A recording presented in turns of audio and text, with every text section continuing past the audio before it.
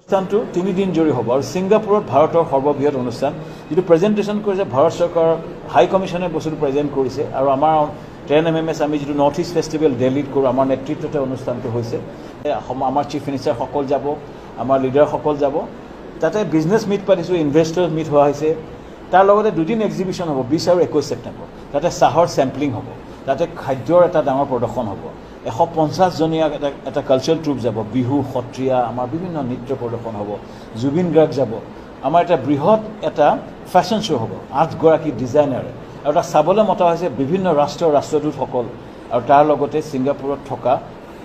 CEO সকলক মতা হৈছে আমাৰ মল কিছুমান আছে যাতে কিছুমান মুস্তাফা নামৰ এটা আছে লিটল ইণ্ডিয়া তেওঁলোকক মতা হৈছে মল অনাৰভৰ লগত আমাৰ কাপোৰ কেনেকৈ বিকিব পাৰি আমাৰ খাদ্য সামগ্ৰী কেনেকৈ বিকিব পাৰি তাৰ কাৰণে কিছুমান B2B মিট হ'ব টুৰিজিমৰ ওপৰত হ'ব ট্ৰেডৰ ওপৰত হ'ব আৰু আমাৰ লগত আমি কিছুমান উদ্যমী লৈ গৈছোঁ Mriganka Hazarika north east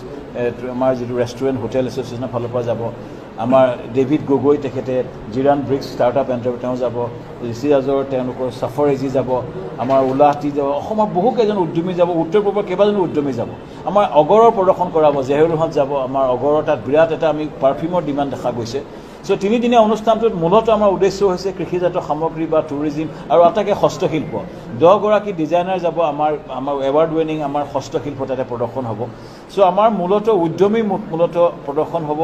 culture এটা বৃহৎ প্ৰদৰ্শন হ'ব আৰু এই অনুষ্ঠানটো 3 দিন জুৰি হ'ব আৰু ছিংগাপুৰত ভাৰতৰ সৰ্ববৃহৎ অনুষ্ঠান যিটো প্ৰেজেণ্টেশ্যন কৰিছে ভাৰত চৰকাৰৰ হাই কমিশ্যনে বস্তুটো প্ৰেজেণ্ট কৰিছে